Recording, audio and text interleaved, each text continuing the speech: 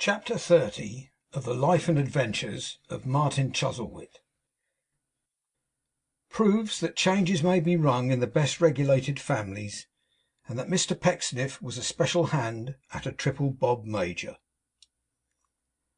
As the surgeon's first care after amputating a limb is to take up the arteries the cruel knife has severed, so it is the duty of this history, which in its remorseless course has cut from the Pecksniffian trunk its right arm, Mercy, to look at the parent stem, and to see how, in all its various ramifications, it got on without her. And first of Mr Pecksniff, it may be observed that having provided for his youngest daughter that choicest of blessings, a tender and indulgent husband, and having gratified the dearest wish of his parental heart by establishing her in a life so happily, he renewed his youth, and spreading the plumage of his own bright conscience, felt himself equal to all kinds of flights. It is customary with fathers in stage plays, after giving their daughters to the men of their hearts, to congratulate themselves on having no other business on their hands but to die immediately, though it is rarely found that they are in a hurry to do it. Mr Pecksniff, being a father of a more sage and practical class, appeared to think that his immediate business was to live, and having deprived himself of one comfort, to surround himself with others. But however much inclined the good man was to be jocose and playful, and in the garden of his fancy to disport himself, if one may say so, like an architectural kitten, he had one impediment constantly opposed to him, the gentle Cherry, stung by a sense of slight and injury, which, far from softening down or wearing out, rankled and festered in her heart. The gentle Cherry was in flat rebellion. She waged fierce war against her dear papa. She led her parent what is usually called, for want of a better figure of speech, the life of a dog. But never did that dog live in a kennel, stable yard, or house, whose life was half as hard as Mr Pecksniff's with his gentle child. The father and daughter were sitting at their breakfast. Tom had retired, and they were alone. Mr Pecksniff frowned at first, but having cleared his brow, looked stealthily at his child. Her nose was very red indeed, and screwed up tight with hostile preparation. 'Cherry,' cried Mr Pecksniff, 'what is amiss between us, my child? Why are we disunited?' Miss Pecksniff's answer was scarcely a response to this gush of affection, for it was simply, 'Bother, Pa!' 'Bother!' repeated Mr Pecksniff in a tone of anguish. 'Oh, it is too late, Pa,' said his daughter calmly, 'to talk to me like this. I know what it means, and I know what its value is.' 'This is hard,' cried Mr Pecksniff, addressing his breakfast cup. 'This is very hard. She is my child. I carried her in my arms when she wore shapeless worsted shoes, I might say mufflers, many years ago.' 'You needn't taunt me with that, Pa,' retorted Cherry, with a spiteful look. 'I am not so many years older than my sister either, though she is married to your friend.' 'Ah, human nature, human nature, poor human nature!' said Mr Pecksniff, shaking his head at human nature, as if he didn't belong to it. 'To think that this discord should arise from such a cause! Oh dear, oh dear!' 'From such a cause, indeed!' cried Cherry. 'State the real cause, Pa, or I'll state it myself. Mind, I will.' Perhaps the energy with which she said this was infectious. However that may be, Mr Pecksniff changed his tone and the expression of his face for one of anger, if not downright violence, when he said, 'You will have. You did yesterday. You do always. You have no decency. You make no secret of your temper. You have exposed yourself to Mr Chuzzlewit 100 times.' 'Myself!' cried Cherry, with a bitter smile. 'Oh, indeed, I don't mind that.' 'Me too, then,' said Mr Pecksniff. His daughter answered with a scornful laugh. 'And since we have come to an explanation, Charity,' said Mr Pecksniff, rolling his head portentously, 'let me tell you that I won't allow it. None of your nonsense, miss. I won't permit it to be done.' 'I shall do,' said Charity, rocking her chair backwards and forwards, and raising her voice to a high pitch, 'I shall do, Pa, what I please, and what I have done. I am not going to be crushed in everything, depend upon it. I have been more shamefully used than anybody ever was in this world.' Here she began to cry and sob. 'And may expect the worst treatment from you, I know. But I don't care for that. No, I don't.' Mr Pecksniff was made so desperate by the loud tone in which she spoke, that after looking about him in frantic uncertainty for some means of softening it, he rose and shook her until the ornamental bow of hair upon her head nodded like a plume. She was so very much astonished by this assault that it really had the desired effect. 'I'll do it again,' cried Mr Pecksniff, as he resumed his seat and fetched his breath, 'if you dare to talk in that loud manner. How do you mean about being shamefully used? If Mr Jonas chose your sister in preference to you, who could help it, I should wish to know? What have I to do with it? Wasn't I made a convenience of? Weren't my feelings trifled with? Didn't he address himself to me first?' sobbed Cherry, clasping her hands. 'And oh, good gracious, that I should live to be shook!' 'You'll live to be shaken again,' returned her parent, 'if you drive me to that means of maintaining the decorum of this humble roof. You surprise me. I wonder you have not more spirit. If Mr Jonas didn't care for you, how could you wish to have him?' 'I wish to have him!' exclaimed Cherry. 'I wish to have him, Pa!' 'Then what are you making all this piece of work for?' retorted her father, 'if you didn't wish to have him?' 'Because I was treated with duplicity,' said Cherry, 'and because my own sister and my own father conspired against me. I am not angry with her,' said Cherry, looking much more angry than ever. 'I pity her. I am sorry for her. I know the fate that's in store for her with that wretch.' 'Mr Jonas will survive your calling him a wretch, my child, I dare say,' said Mr Pecksniff, with returning resignation. 'But call him what you like, and make an end of it.' 'Not an end, Pa,' said Charity. 'No, not an end. That's not the only point on which we're not agreed. I won't submit to it. It's better you should know that at once. No, I won't submit to it indeed, Pa. I am not quite a fool. I am not blind. All I have got to say is, I won't submit to it.' Whatever she meant, she shook Mr Pecksniff now, for his lame attempt to seem composed was melancholy in the last degree. His anger changed to meekness, and his words were mild and fawning. 'My dear,' he said, 'if in the short excitement of an angry moment I resorted to an unjustifiable means of suppressing a little outbreak calculated to injure you as well as myself, it is possible that I may have done so. Perhaps I did. I ask your pardon.' 'A father asking a pardon of his child,' said Mr Pecksniff, 'is, I believe, a spectacle to soften the most rugged nature.'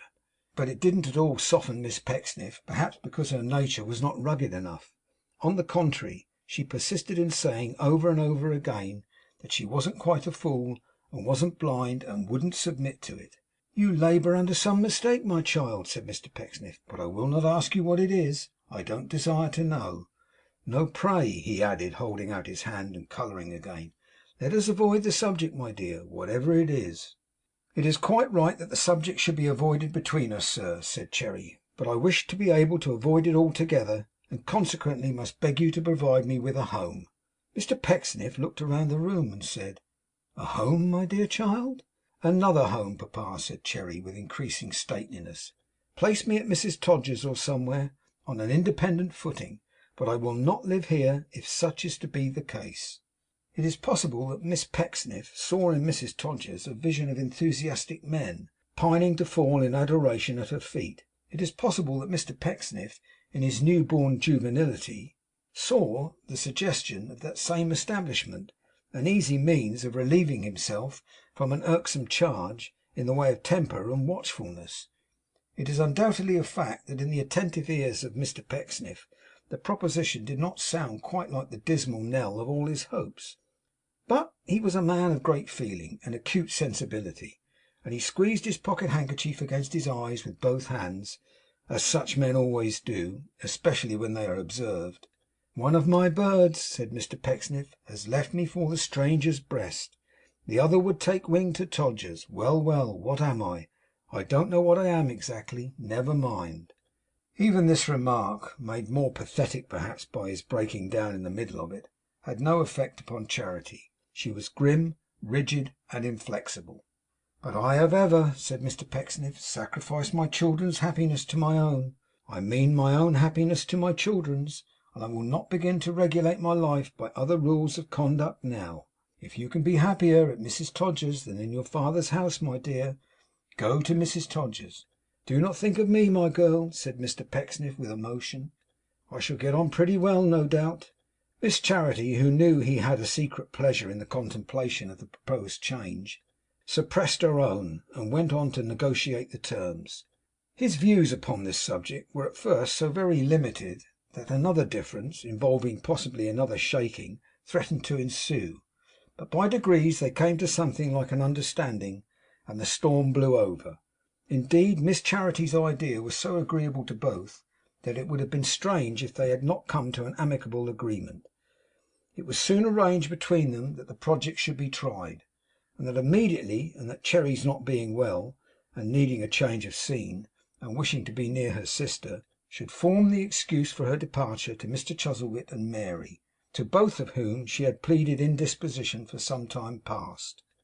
These premises agreed on, Mr Pecksniff gave her his blessing, with all the dignity of a self-denying man who had made a hard sacrifice, but comforted himself with the reflection that virtue is its own reward. Thus they were reconciled for the first time since that not easily forgiven night when Mr Jonas, repudiating the elder, had confessed his passion for the younger sister, and Mr Pecksniff had abetted him on moral grounds. But how happened it, in the name of an unexpected addition to that small family, the seven wonders of the world, whatever and wherever they may be, how happened it that Mr Pecksniff and his daughter were about to part? How happened it that their mutual relations were so greatly altered? Why was Miss Pecksniff so clamorous to have it understood that she was neither blind nor foolish, and she wouldn't bear it? Is it not possible that Mr Pecksniff had any thoughts of marrying again, or that his daughter, with the sharp eye of a single woman, fathomed his design? Let us inquire into this. Mr Pecksniff, as a man without reproach, from whom the breath of slander passed like a common breath from any other polished surface, could afford to do what common men could not. He knew the purity of his own motives, and when he had a motive, worked at it as only a very good man, or a very bad one, can. Did he set before himself any strong and palpable motives for taking a second wife? Yes, and not one or two of them, but a combination of very many. Old Martin Chuzzlewit had gradually undergone an important change. Even upon the night when he made such an ill-timed arrival at Mr Pecksniff's house, he was comparatively subdued and easy to deal with. This Mr Pecksniff attributed at the time to the effect his brother's death had had upon him. But from that hour his character seemed to have modified by regular degrees, and to have softened down into a dull indifference for almost every one but Mr Pecksniff. His looks were much the same as ever, but his mind was singularly altered. It was not that this or that passion stood out in brighter or in dimmer hues, but that the colour of the whole man was faded. As one trait disappeared, no other trait sprung up to take its place. His senses dwindled too. He was less keen of sight, was deaf sometimes, took little notice of what passed before him, and would be profoundly taciturn for days together. The process of this alteration was so easy that almost as soon as it began to be observed, it was complete. But Mr Pecksniff saw it first, and having Anthony Chuzzlewit fresh in his recollection, saw in his brother Martin the same process of decay. To a gentleman of Mr Pecksniff's tenderness, this was a very mournful sight. He could not but foresee the probability of his respected relative being made the victim of designing persons, and of his riches falling into worthless hands. It gave him so much pain that he resolved to secure the property to himself, and to keep bad testamentary suitors at a distance, to wall up the old gentleman, as it were, for his own use. By little and little, therefore, he began to try whether Mr Chuzzlewit gave any promise of becoming an instrument in his hands, and finding that he did, and indeed that he was very supple in his plastic fingers, he made it the business of his life, kind soul, to establish an ascendancy over him, and every little test he durst apply meeting with a success beyond his hopes, he began to think that he heard old Martin's cash already chinking into his own unworldly pockets. But when Mr Pecksniff pondered on this subject, as in his zealous way he often did, and thought with an uplifted heart of the train of circumstances which had delivered the old gentleman into his hands for the confusion of evil doers and the triumph of a righteous nature, he always felt that Mary Graham was his stumbling block. Let the old man say what he would, Mr Pecksniff knew he had a strong affection for her. He knew that he showed it in 1,000 little ways, that he liked to have her near him, and was never quite at ease when she was absent long. That he had ever really sworn to leave her nothing in his will, Mr Pecksniff greatly doubted. That even if he had, there were many ways by which he could evade the oath and satisfy his conscience, Mr Pecksniff knew. That her unprotected state was no light burden on the old man's mind, he also knew, for Mr Chuzzlewit had plainly told him so. Then, said Mr Pecksniff, what if I married her? What? Repeated Mr Pecksniff, sticking up his hair and glancing at his bust by Spoker. What if, making sure of his approval first, he is nearly imbecile, poor gentleman, I married her? Mr Pecksniff had a lively sense of the beautiful, especially in women. His manner towards the sex was remarkable for its insinuating character. It is recorded of him in another part of these pages that he embraced Mrs Todgers on the smallest provocation, and it was a way he had. It was a part of the gentle placidity of his disposition. Before any thought of matrimony was in his mind, he had bestowed on Mary many little tokens of his spiritual admiration. They had been indignantly received, but that was nothing. True, as the idea expanded within him, these had become too ardent to escape the piercing eye of Cherry, who read his scheme at once. But he had always felt the power of Mary's charms. So interest and inclination made a pair, and drew the curricle of Mr Pecksniff's plan. As to any thought of revenging himself on young Martin for his insolent expressions when they parted, and of shutting him out still more effectually from any hope of reconciliation with his grandfather, Mr Pecksniff was much too meek and forgiving to be suspected of harbouring it. As to being refused by Mary, Mr Pecksniff was quite satisfied that in her position she could never hold out if he and Mr Chuzzlewit were both against her. As to consulting the wishes of her heart in such a case, it formed no part of Mr Pecksniff's moral code, for he knew what a good man he was, and what a blessing he must be to anybody. His daughter having broken the ice, and the murder being out between them, Mr Pecksniff had now only to pursue his design as cleverly as he could, and by the craftiest approaches. 'Well, my good sir,' said Mr Pecksniff, meeting old Martin in the garden, for it was his habit to walk in and out by that way, as the fancy took him, 'and how is my dear friend this delicious morning?' 'Do you mean me?' asked the old man. 'Ah!' said Mr Pecksniff, 'one of his deaf days, I see. Could I mean any one else, my dear sir?' 'You might have meant Mary,' said the old man. 'Indeed I might. Quite true. I might speak of her as dear, dear friend, I hope,' observed Mr Pecksniff. 'I hope so,' returned old Martin. 'I think she deserves it.' 'Think!' cried Pecksniff. 'Think, Mr Chuzzlewit!' 'You are speaking, I know,' returned Martin, 'but I don't catch what you say. Speak up.' 'He's getting deafer than a flint,' said Pecksniff. 'I was saying, my dear sir, that I am afraid I must make up my mind to part with Cherry.' 'What has SHE been doing?' asked the old man. 'He puts the most ridiculous questions I ever heard,' muttered Mr Pecksniff. 'He is a child to day.' After which he added in a mild roar, 'She hasn't been doing anything, my dear friend.' 'What are you going to part with her for?' demanded Martin. 'She hasn't her health by any means,' said Mr Pecksniff. 'She misses her sister, my dear sir. They doted on each other from the cradle, and I think of giving her a run in London for a change. A good long run, sir, if I find she likes it.' 'Quite right,' cried Martin. 'It's judicious.' 'I am glad to hear you say so. I hope you mean to bear me company in this dull part while she's away,' said Mr Pecksniff. 'I have no intention of removing from it,' was Martin's answer. 'Then why,' said Mr Pecksniff, taking the old man's arm in his, and walking slowly on, 'why, my good sir, can't you come and stay with me? I am sure I could surround you with more comforts, lowly as is my cot, than you can obtain at a village house of entertainment. And pardon me, Mr Chuzzlewit, pardon me if I say that such a place as the Dragon, however well conducted, and as far as I know Mrs Lupin is one of the worthiest creatures in this county, it is hardly a home for Miss Graham.'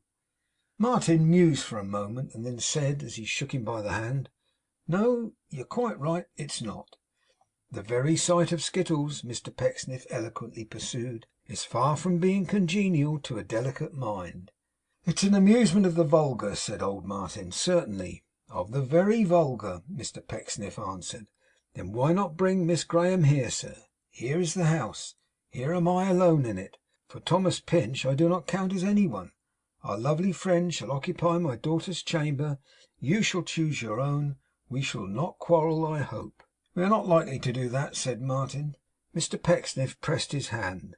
'We understand each other, my dear sir, I see.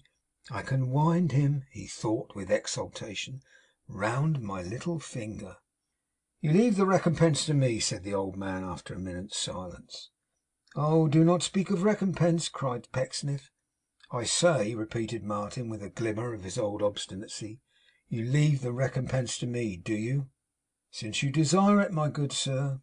'I always desire it,' said the old man. 'You know I always desire it. I wish to pay as I go, even when I buy off you. Not that I do not leave a balance to be settled one day, Pecksniff.' The architect was too much overcome to speak. He tried to drop a tear upon his patron's hand, but couldn't find one in his dry distillery. 'May that day be very distant!' was his pious exclamation. 'Ah, sir, if I could say how deep an interest I have in you and yours! I allude to our beautiful young friend.' 'True,' he answered. 'True. She need have some one interested in her. I did her wrong to train her as I did. Orphan though she was, she would have found some one to protect her whom she might have loved again. When she was a child, I pleased myself with the thought that in gratifying my whim of placing her between me and false-hearted knaves, I had done her a kindness. But now she is a woman, I have no such comfort. She has no protector but herself. I have put her at such odds with the world that any dog may bark or fawn upon her at his pleasure. Indeed, she stands in need of delicate consideration. Yes, indeed she does.' 'If her position could be altered and defined, sir,' Mr Pecksniff hinted. 'How can that be done? Should I make a seamstress of her, or a governess?' 'Heaven forbid!' said Mr Pecksniff. 'My dear sir, there are other ways. There are indeed. But I am much excited and embarrassed at present, and would rather not pursue the subject. I scarcely know what I mean. Permit me to resume it at another time.'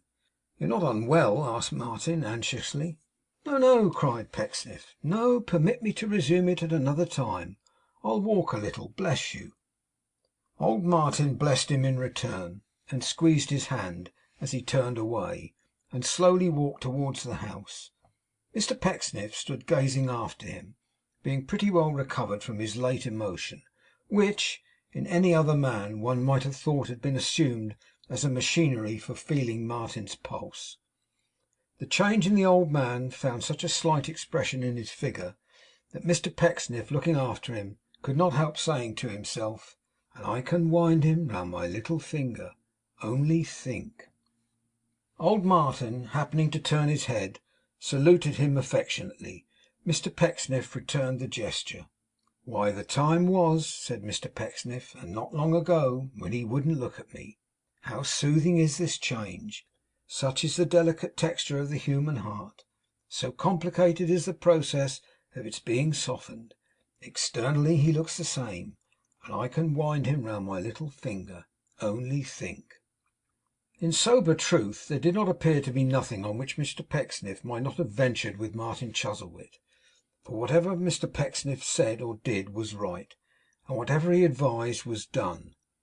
Martin had escaped so many snares from needy fortune hunters, and had withered in the shell of his suspicion and distrust for so many years. But to become the good man's tool and plaything, with the happiness of this conviction painted on his face, the architect went forth upon his morning walk. The summer weather in his bosom was reflected in the breast of nature, through the deep green vistas where the boughs arched overhead, and showed the sunlight flashing in the beautiful perspective, through dewy fern from which the startled hares leaped up and fled at his approach, by mantled pools and fallen trees, and down in hollow places, rustling among last year's leaves, whose scent woke memory of the past. The placid Pecksniff strolled. By meadow gates and hedges fragrant with wild roses, and by thatched roofed cottages whose inmates humbly bowed before him as a man both good and wise, the worthy Pecksniff walked in tranquil meditation. The bee passed onward, humming of the work he had to do. The idle gnats, for ever going round and round in one contracting and expanding ring, yet always going on as fast as he, danced merrily before him. The colour of the long grass came and went, as if the light clouds made it timid as they floated through the distant air. The birds, so many Pecksniff consciences, sang gaily upon every branch, and Mr Pecksniff paid his homage to the day by ruminating on his projects as he walked along. Chancing to trip in his abstraction over the spreading root of an old tree, he raised his pious eyes to take a survey of the ground before him. It startled him to see the embodied image of his thoughts not far ahead, Mary herself, and alone. At first Mr Pecksniff stopped, as if with the intention of avoiding her, but his next impulse was to advance, which he did at a brisk pace, carolling as he went so sweetly and with so much innocence that he only wanted feathers and wings to be a bird. Hearing notes behind her, not belonging to the songsters of the grove, she looked round. Mr Pecksniff kissed his hand, and was at her side immediately. 'Communing with nature,' said Mr Pecksniff. 'So am I.' She said the morning was so beautiful that she had walked further than she intended, and would return. Mr Pecksniff said it was exactly his case, and he would return with her. 'Take my arm, sweet girl,' said Mr Pecksniff. Mary declined it, and walked so very fast that he remonstrated. 'You were loitering when I came upon you,' Mr Pecksniff said. 'Why be so cruel as to hurry now? You would not shun me, would you?' 'Yes, I would,' she answered, turning her glowing cheek indignantly upon him. 'You know I would. Release me, Mr Pecksniff. Your touch is disagreeable to me.' His touch! What! That chaste patriarchal touch which Mrs Todgers, surely a discreet lady, had endured, not only without complaint, but with apparent satisfaction. This was positively wrong. Mr Pecksniff was sorry to hear her say it. 'You have not observed,' said Mary, 'that it is so. Pray take assurance from my lips, and do not, as you are a gentleman, continue to offend me.' 'Well, well,' said Mr Pecksniff mildly, 'I feel that I might consider this becoming in a daughter of my own, and why should I object to it in one so beautiful? It's harsh, it cuts me to the soul,' said Mr Pecksniff, 'but I cannot quarrel with you, Mary.' She tried to say she was sorry to hear it, but burst into tears. Mr Pecksniff now repeated the Todgers performance on a comfortable scale, as if he intended it to last some time, and in his disengaged hand, catching hers, employed himself in separating the fingers with his own, and sometimes kissing them, as he pursued the conversation thus: 'I am glad we met. I am very glad we met. I am able now to ease my bosom of a heavy load, and speak to you in confidence, Mary,' said Mr Pecksniff in his tenderest tones. Indeed, they were so very tender that he almost squeaked. 'My soul, I love you.' A fantastic thing, that maiden affection. She made believe to shudder. 'I love you,' said Mr Pecksniff, 'my gentle life, with a devotion which is quite surprising even to myself. I did suppose that the sensation was buried in the silent tomb of a lady, only second to you in qualities of the mind and form, but I find I am mistaken.' She tried to disengage her hand, but might as well try to free herself from the embrace of an affectionate boa constrictor, if anything so wily may be brought into comparison with Mr Pecksniff. 'Although I am a widower,' said Mr Pecksniff, examining the rings upon her fingers, and tracing the course of one delicate blue vein with his fat thumb, 'a widower with 2 daughters, still I am not encumbered, my love. One of them, as you know, is married. The other by her own desire, but with a view, I will confess, why not, to my altering condition, is about to leave her father's house. I have a character, I hope. People are pleased to speak well of me, I think. My person and manner are not absolutely those of a monster, I trust. Ah, naughty hand,' said Mr Pecksniff, apostrophising the reluctant prize, 'why did you take me prisoner? Go, go.'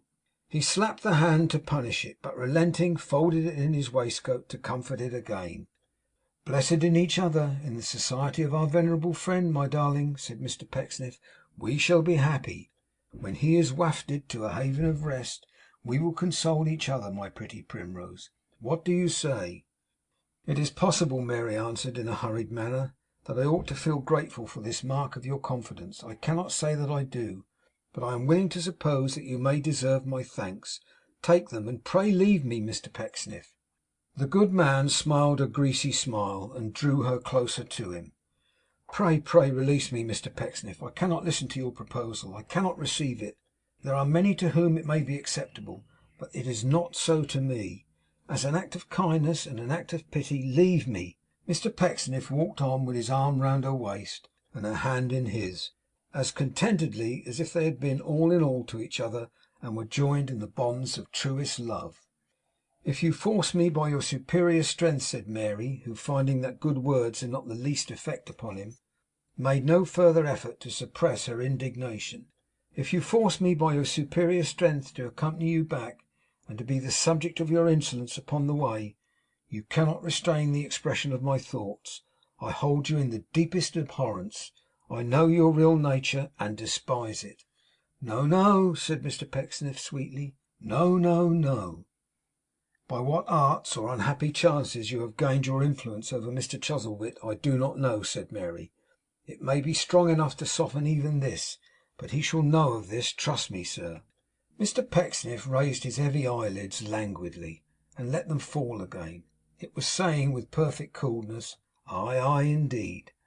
'It is not enough,' said Mary, 'that you will warp and change his nature, adapt his every prejudice to your bad ends, and harden a heart naturally by shutting out the truth and allowing none but false and distorted views to reach it. It is not enough that you have the power of doing this, and that you exercise it, but you must also be so coarse, so cruel, and so cowardly to me.' Still Mr Pecksniff led her calmly on, and looked as mild as any lamb that ever pastured in the fields. 'Will nothing move you, sir?' cried Mary. 'My dear,' observed Mr Pecksniff, with a placid leer, 'a habit of self-examination, and the practice of, shall I say, virtue?' 'Of hypocrisy,' said Mary. 'No, no,' resumed Mr Pecksniff, chafing the captive hand reproachfully, 'of virtue, have enabled me to set such guards upon myself that it is really difficult to ruffle me.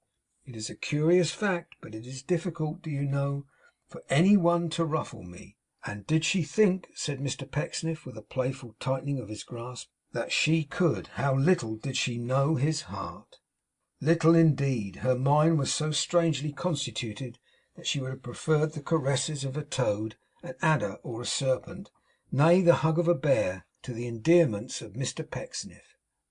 'Come, come,' said that good gentleman, 'a word or two will set this matter right, and establish a pleasant understanding between us. I am not angry, my love.' 'You angry? No,' said Mr Pecksniff, 'I am not. I say so. Neither are you.'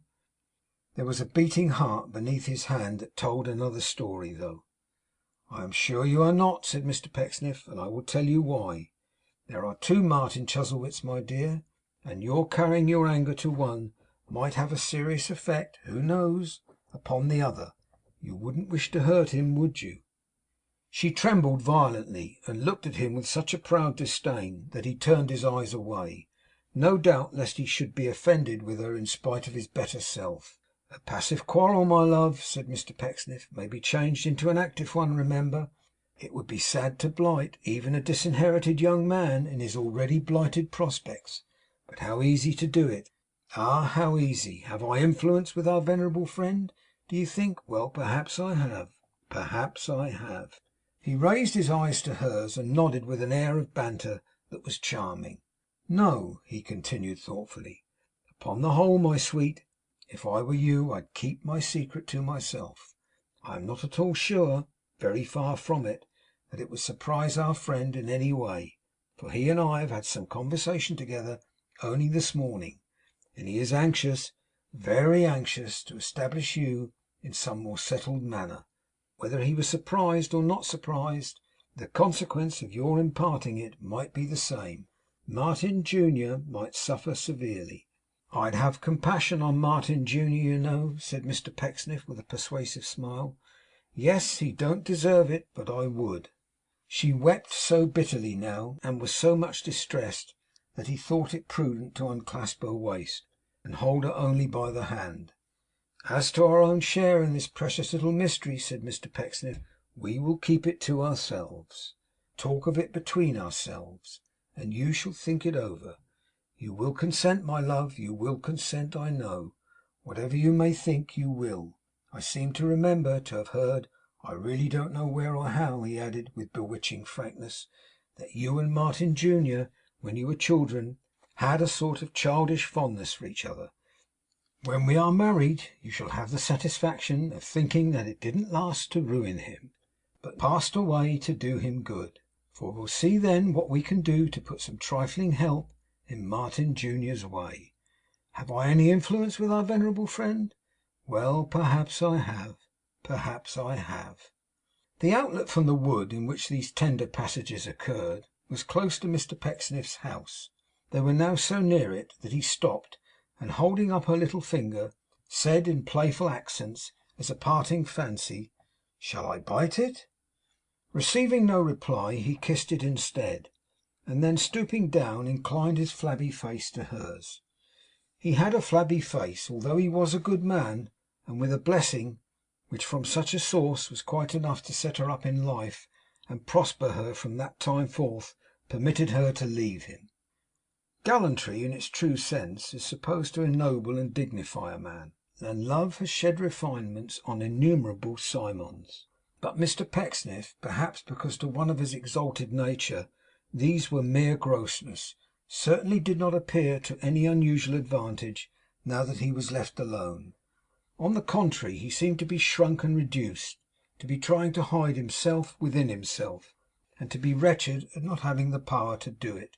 His shoes looked too large, his sleeve looked too long, his hair looked too limp, his features looked too mean, his exposed throat looked as if a halter would have done it good. For a minute or two, in fact, he was hot and pale and mean and shy and slinking, and consequently not at all Pecksniffian. But after that he recovered himself, and went home with as beneficent an air as he had been the high priest of the summer weather. 'I have arranged to go, papa,' said Charity, 'to-morrow.' 'So soon, my child?' 'I can't go too soon,' said Charity, 'under the circumstances. I have written to Mrs Todgers to propose an arrangement, and have requested her to meet me at the coach. At all events, you'll be quite your own master now. Mr Pinch.' Mr Pecksniff had just gone out of the room, and Tom had just come into it. 'My own master,' repeated Tom. 'Yes, you'll have nobody to interfere with you,' said Charity. 'At least I hope you won't. It's a changing world.' 'What! Are YOU going to be married, Miss Pecksniff?' asked Tom, in great surprise. 'Not exactly,' faltered Cherry. 'I haven't made my mind up to be. I believe I could be, if I choose, Mr Pinch.' 'Of course you could,' said Tom, and he said it in perfect good faith. He believed it from the bottom of his heart. 'No,' said Cherry, 'I'm not going to be married. Nobody is, that I know of.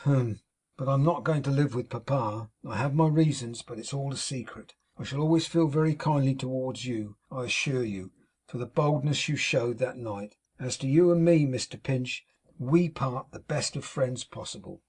Tom thanked her for her confidence and for her friendship, but there was a mystery in the former which perfectly bewildered him.